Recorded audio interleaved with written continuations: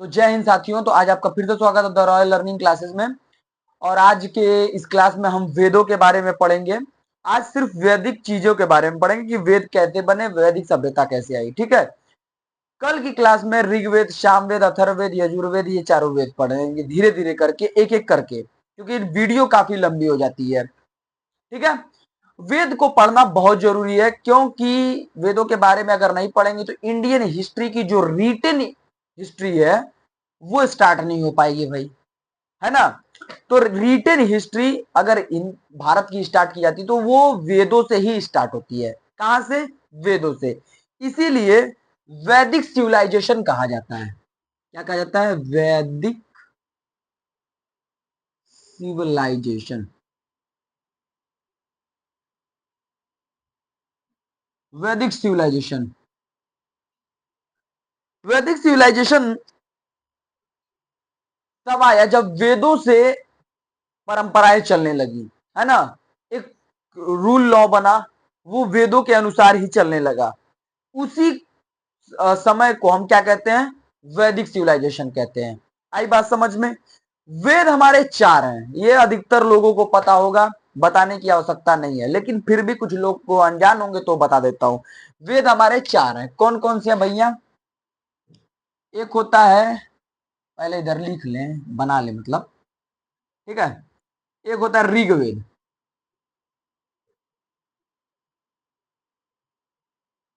ठीक। ऋग्वेद, सामवेद,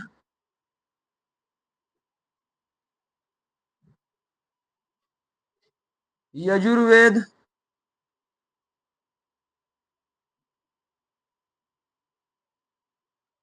अथर्ववेद।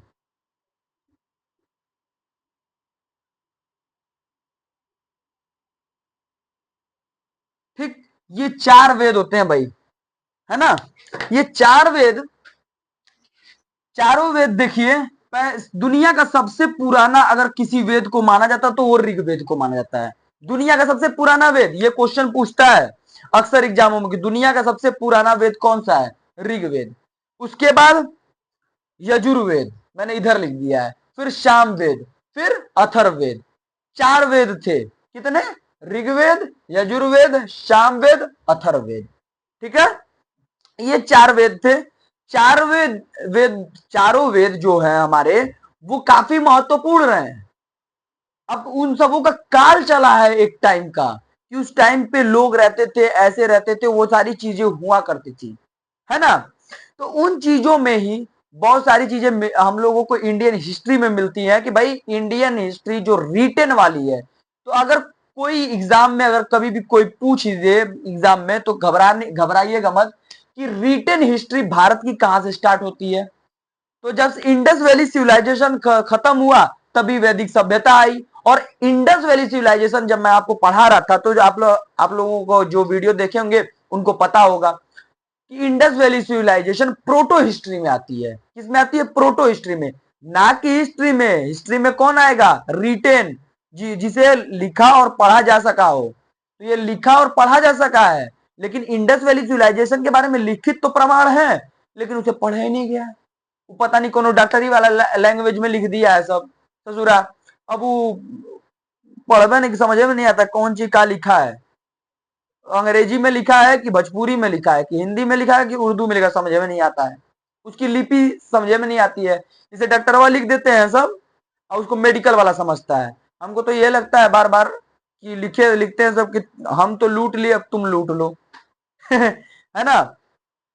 तो दुनिया का सबसे पुराना वेद ऋग्वेद, फिर उसके बाद यजुर्वेद, फिर सामवेद, फिर अथर्ववेद। ये चार वेद होते हैं।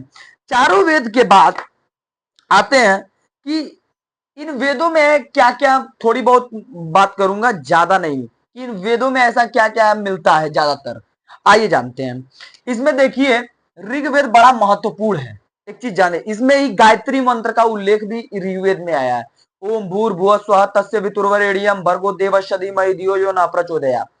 ये जो गायत्री मंत्र है वो ऋग्वेद में मिलता है, लेकिन जब मैं ऋग्वेद पढ़ाऊंगा तभी सब कुछ बताऊंगा।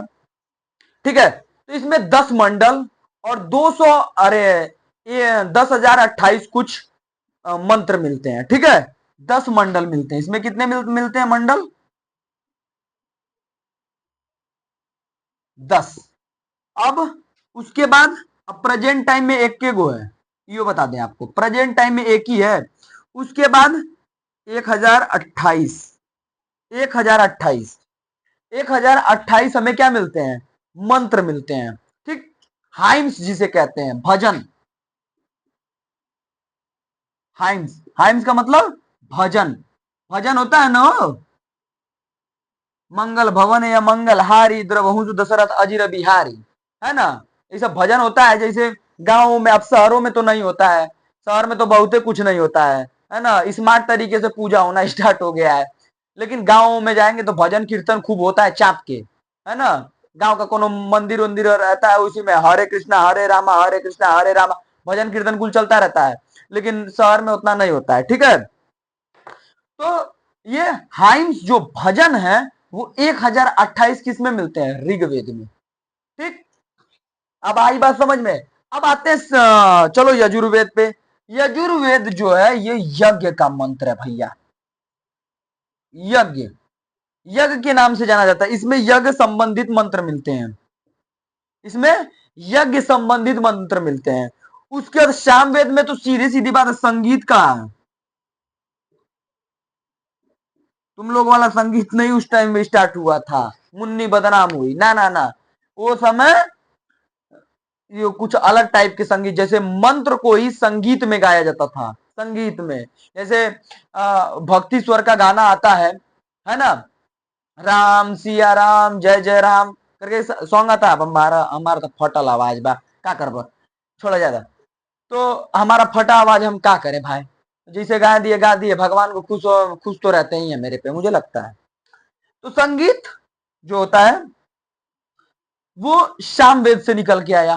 ठीक है, और जो अथर्व वेद है ये भैया पूरा मेडिकल टोना टोटकर, इसे और जादू टोना, दैनिक जीवन, ये सब अथर्ववेद में तुमको मिल जाएगा। चिकित्सा मिलेगा, चिकित्सा उस वक्त पे, है ना? उस वक्त में तुमको चिकित्सा अथर्ववेद में मिलता है। उसमें तुमको जादू और टोना, वो तू सुने नहीं हो? कोनो कोनो औरतियन को गाँव में, गांव के लड़के बहुत तेज पकड़े होंगे। जो शहर के लड़के भूत भूत बताएंगे कि भूत है, पता नहीं ब्लैक मैजिक है कि गुड मैजिक कुल कहेगा, है ना? तो तो गौवा में कहते हैं सब कि अरे ओका भूत पकड़ ले ले, तो हउए कैले रहली अब, है ना? हउ कैले रहली तो ओकर भूत पकड़ लेला, हउ खेलत हिय, बाबा के लगे गल तो खेलत हिया, कुछ दांत निकाल के, जितने बाबा बोलते हैं सर, और जितने वो सब बोलते हैं उतने, है ना? अरे कोनो कहता है कि काली माई हमारे ऊपर आ गई, तो कोनो कहता है भवानी माई। अरे बड़ा कुल झंझट होता है, हम देखे हैं। ठीक, उसके बाद ये सारी चीजें समझ में आ गई कि इसमें चिकित्सा, अथर्ववेद में चिकित्सा और आपका जादू टोना वाला मंत्र कुल अथर्ववेद में मिलता है। ऋग्वेद में आपको मंडल मिलेगा और भजन मिलेगा। यजुर्वेद में यज्ञ मिलेगा, यज्ञ के मंत्र मिलेंगे। सामवेद में संगीत मिलेगा। ठीक है, संगीत की उत्पत्ति सामवेद से हुई है। अथर्ववेद की में आपको बता ही दिया चिकित्सा वगैरह। ठीक है, तो मुझे नहीं लगता कि इसमें कोई आप लोगों को दिक्कत होगी। ये सब पूछा जाता है जितना मैं बता रहा हूं। उसके बाद आगे चलते हैं, चलो। अब आता है वेदांग। वेदांग में आपको बहुत सी चीजें पढ़ने को मिल जाएंगी, और आज की जिंदगी में सबसे ज्यादा वेदांग का यूज भी होता है भाई। वेदांग का यूज भी होगा, हम लोग करते हैं आज भी, लेकिन अलग नाम से, वेदांग। ठीक, ठीक है, हाँ। वेदांग में शिक्षा, ठीक, शिक्षा कल्प, ये इन सारी चीजों का व्याकरण, इन सारी चीजों का उल्लेख आया हुआ है। ठीक है, निरुक्त, छंद, ज्योतिषी, ये सारी चीजों का अगर उल्लेख देखा जाए तो वेदांग में मिलता है। लिखने की जरूरत नहीं है, मैं बता दिया हूं। कल मैं जब धीरे धीरे सारी चीजें पढ़ाऊंगा तो बताऊंगा। तो वेदांग में क्या क्या मिलता है? शिक्षा, कल्प, व्याकरण और कल्प और ज्योतिषी छंद, ये सारी चीजें इसी में मिलती हैं। उसके बाद देखिए, कहते हैं कि सप्त सिंधु के किनारे आर्य बसे हुए थे। आर्य जो कहते हैं कि इधर उधर से आए थे, ठीक है। तो आर्य चाहे जहां से भी आए, चाहे आए थे कि नहीं आए थे, उन्हीं को ब्राह्मण कहा जाता है। कुछ लोग कहते हैं कि ब्राह्मण नहीं थे, वो कोई और था, विदेशी थे, फलाने थे। अब जो भी थे, उसमें साक्ष्य मिलता नहीं है। साक्ष्य मिलता तो कहता आदमी। तो देखिए, सप्त सिंधु की नदियां उस समय बहती थी, जो आज के डेट में कुछ विलुप्त भी हो गई हैं। जैसे सिंधु घाटी, सिंधु नदी, इंडस वैली सिविलाइजेशन पढ़ाया था ना, तो उसमें बताया था सिंधु नदी के किनारे ही इंडस वैली सिविलाइजेशन बचा हुआ है। सिंधु घाटी की सभ्यता वहीं पर बसी हुई थी, ठीक है। तो सिंधु, झेलम, चिनाब और सरस्वती नदी, व्यास, सतलुज, और ये सारी नदियां कहां मिलती हैं? ये इन्हीं को कहा जाता है सप्त सिंधु, ठीक है। तो 7 नदियों का जहां एक प्रवाह होता है जिस जमीन पे, उसे सप्त सिंधु कहा जाता है, ठीक है। हाँ, उसके बाद जो वेद के वेदों के संग्रहक थे, देखो देखो जो वेद को देखो, वेद जो एक दिन में तो बना नहीं होगा। वेद में एक साल भी, कोई कह दे कि एक साल में बन जाए ना, 4-5 साल में ना, कोई कह सकता है ना, 4-5 साल लग जाए तो भी वेद का उतना नहीं आएगा कि हाँ भाई वेद 4-5 साल में बन गया होगा ना। तो वेदों के बारे में एक बताया जाता है कि पहले लोग लिखना तो जानते नहीं थे, तो मौखिक जो भाषा थी उससे चलती आई कि ऐसा होना चाहिए, ऐसा होना चाहिए, ये कल्चर होना चाहिए, ये सारी चीजें होनी चाहिए, इस तरीके के होते हैं। वो धीरे धीरे आई। फिर महर्षि देवपायन ने, जिनको वेद व्यास भी कहा जाता है इतिहास में, हाँ वेद व्यास, उन्होंने ही वेदों का संग्रहण किया, मतलब एकजुट किया। मतलब आप क्या कह रहे हैं, आप क्या कह रहे हैं वेदों के बारे में, आपकी क्या राय है, सबकी राय लेके एक किताब में लिख दी, ठीक है। मतलब ऐसा नहीं है कि ऋग्वेद को एक ही इंसान ने लिखा है, आज तक पता नहीं कौन लिखा है। सामवेद, अथर्ववेद, यजुर्वेद, किसी को कुछ नहीं पता है कि कौन लिखा है। बस महर्षि, रुक जाओ, वेद व्यास को, महर्षि वेद व्यास को हम लोग क्या मानते हैं कि वो वेदों के संकलन करता थे, ठीक है। उसको कलेक्ट किए, एक एकजुट रखे। आई बात समझ में? तो महर्षि वेद व्यास, वेद व्यास, वेद व्यास ने क्या किया था कि संकलन करता उसके हैं वेदों के, ठीक है। तो वेदों के संकलन करता कौन? वेद व्यास। अब तुम लोग वेदों के बारे में जान गए, सारी चीजों के बारे में जान गए कि वेद कहां से कैसे शुरू हुआ। अब एक चीज बहुत महत्वपूर्ण है, देखो हम बता रहे हैं। देखो वेद जो काल चला था, वो दो दो तरीके से चला था, बता रहे हैं। वेद का काल दो दो ठो चला था, दो पहर में चला था, मतलब दो टाइम पे चला था। एक होता है अर्ली वैदिक काल। क्या है? अर्ली वैदिक टाइम पीरियड, या सिविलाइजेशन काल कहते हैं हिंदी में, अर्ली वैदिक काल, आधा हिंदी, पीरियड लिख दो जी, पीरियड, ठीक। उसके बाद एक है लेटर वैदिक काल। लेटर वाला तुम लोग नहीं, लेटर वैदिक पीरियड, ठीक है।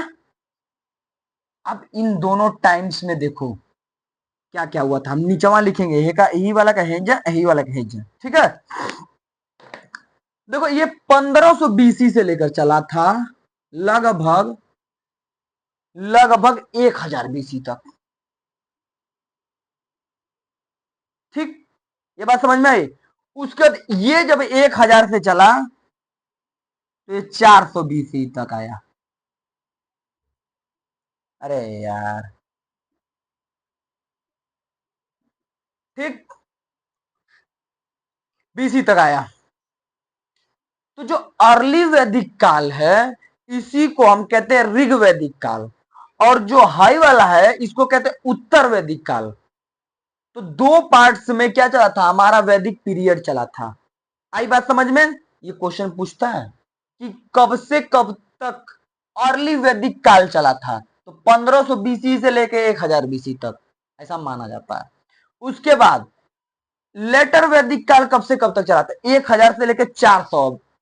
ठीक है, अरे 600 है जी, 400 लिख दिए हैं गलती से, 600 है, 600 बीसी तक चला था।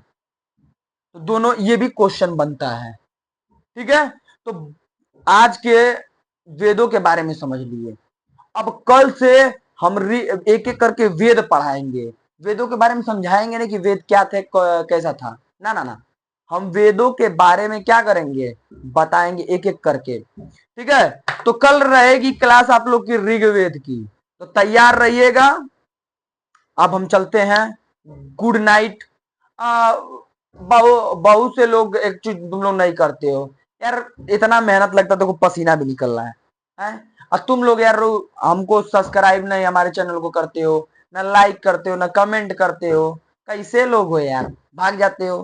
देखो कमेंट लाइक सब्सक्राइब करने से तुम्हारा घर टूट रहा है? फट दे करो, फट दे।